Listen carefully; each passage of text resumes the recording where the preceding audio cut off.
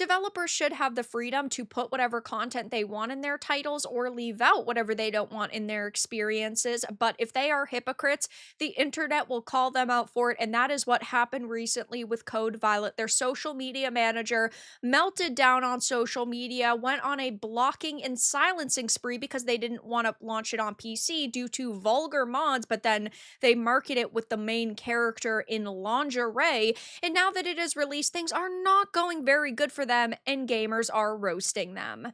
I have a few different things to show off, but before I get into the topic, if you enjoy the content I create, check out the links in the description, join the community in my live streams, and consider supporting through Patreon or YouTube memberships. Now, yes, developers can do whatever they want. Even games like Dustborn deserve to exist, Concords deserve to exist, Flintlock the Siege of Dawns deserve to exist, but that does not mean that you are immune from criticism and really being roasted by gamers who think your title looks like crap. And with Code Violet, I didn't think that it necessarily looked the worst, though it did look kind of janky and maybe undercooked. I was actually going to give it a try until the social media manager blocked me, started throwing a hissy fit over people criticizing their stance, and it's very funny to now see what's happening to them because they are not getting good reviews up front for their title, and of course there's no modders that can fix it because they didn't want modders to help them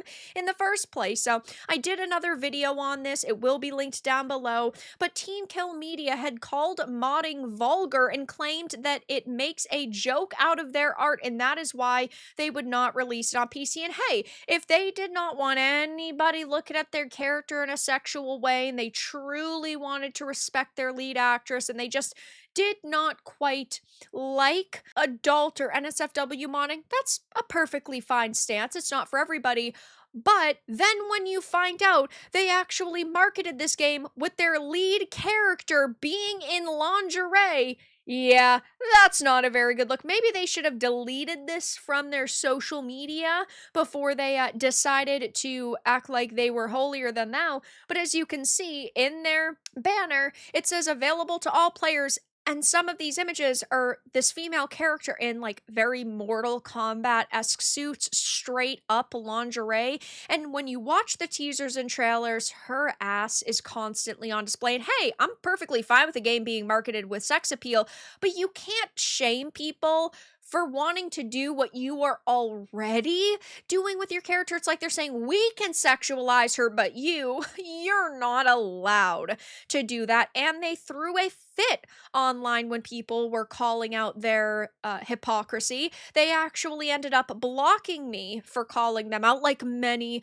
other people. And when a developer blocks me, that's when I personally say, I'm good on your experience, because I will still highlight games on my channel that I think look bad. I play Concords, I play Dustborns, I play Bloom and Rages because I try to give them a chance, and I'm human, right? Sometimes I think something looks bad and then it turns out to be good. And this is a game I got a few requests for, but now that they've blocked me, I'm gonna pass. And I personally do not trust the critics, but the critics are also now saying it's terrible, which does not bode well for them because the people they were pandering to are not going to show up to consume their content. Pirate Nation had posted Code Violet, the game that will not be on PC because the devs do not want the vulgar mods, has reviews out, and you have the IGNs giving it a 40, you have the Push Squares giving it a 40, saying Code Violet is not the Dino Crisis successor you may have hoped for. It doesn't even clear the bar of being a successful clone of the various other third-party shooters it cribs most of its ideas from. Its dated map layouts and visual style lets its predecessors down. The only weight I felt was from its convoluted story in flat, empty areas. Push Square said, Code Violet is a mess. Crummy combat, tedious exploration, technical problems, the sexy costumes, and horny camera work seem at odds with both Violet as a character and the tone of the writing. Even at 6 hours long, it's tough to recommend because in 6 hours you could just watch Jurassic Park 3 times, which is so funny to me that the activists are mad that their sexy costumes and horny camera work. The trailers pointed that out. The costumes that they put in this game also highlight that. But the gamers who would have loved that and would have supported it just for that, they pushed away from their game. And now, well, we are in the fuck around, find out stages of their business strategy. And they also are doubling down. They had said today the fans and players love Code Violet, which there aren't any like reviews up on Metacritic yet. We don't know the player numbers because it did not release on Steam. I would deduce, though, this probably has a very small fan base, and not every game needs to be a game that hits 1 million players in the first hour, right? Some games are meant to be smaller, but I bet that they are not happy with the performance they've gotten. They said the opinions of 2 individuals who didn't like it have no effect. Code Violet has been and continues to be a massive success. Our fans and players are the ones who matters, which we don't know who these 2 individuals are. I am not trying to make everything about me, but I have been heavily criticizing them in videos and on X, and so has Pirate Nation. And I think that these are the 2 individuals they're talking about, which is really funny because clearly the 2 individuals who disliked it are really bugging them, but it's way more than just 2 people that didn't like it. I mean, if you look at some of the threads on this, gamers are roasting them at this point. Guess all that flimsy virtue signaling didn't work out. Not that our game will need mods, but it will be on PC, and we don't care if you want to mod our game to your preferences, just don't cheat in online modes. And I 100% agree with this. This is a perfectly fine statement for a developer to make. Hey, as long as you're not altering gameplay in a way that affects other players, you can do whatever you want with it. Womp womp. That's okay. Don't want it on PC. Usually IGN scores are read in reverse, but not sure about this one. Yeah, I think this is actually one of the few times where gamers and critics are going to align. But again, I don't trust critics. The game looks terrible. The sexy assets look janky and lacking in good-looking physics. And the gameplay, even from their videos, looks horrible. It is an insult to call Code Violet a game within the same universe as Stellar Blade. If they say that it's bad, then it must be worse. So, yeah, then Team Kill, of course, commented on it. Doesn't look like a particularly great situation as they are being ratioed already. And listen, I don't have any like hatred for Teen Kill Media. I'm not telling people to boycott it. If you think it looks cool, buy it. I hope you enjoy it. I hope you get your money's worth. But the way that they have approached the situation is truly terrible. They could have reached out to me and said, hey, listen, we just want to clarify our stance.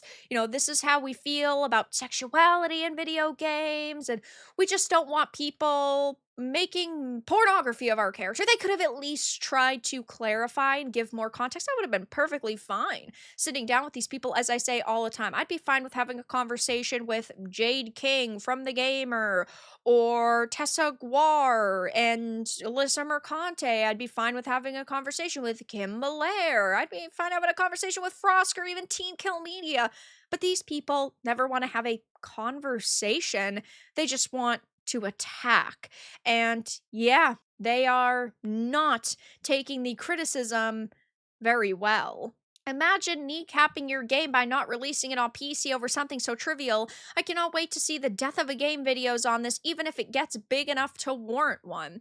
Looks like none of these are the escapists liked it. IGN 4 out of 10, Push Square 4 out of 10, IGN Spain 4 out of 10, 4 News 4.9 out of 10, Game Only 1.25 out of 5. You guys are hypocrites and deserve to fail. How players can love it if they didn't even get it? You don't even know when you release your own game, except it's failing by every metric. Success, elaborate on that in terms of like concurrent players or units sold worldwide.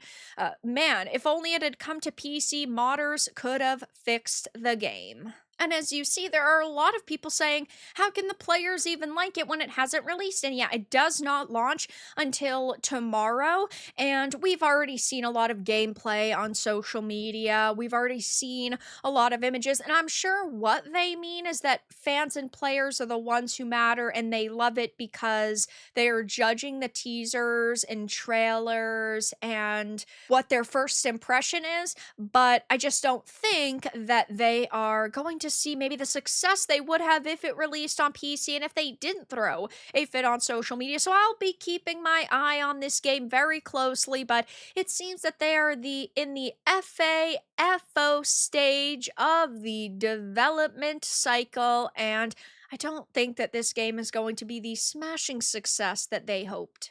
But that's all that I really had to discuss in this video. Let everyone know your thoughts in the comments below. If you found this important and informative, make sure to give it a like, share it, and subscribe to the channel. And if you didn't, give it a dislike. I appreciate your support either way, but I'll talk to you all again in the next video really soon.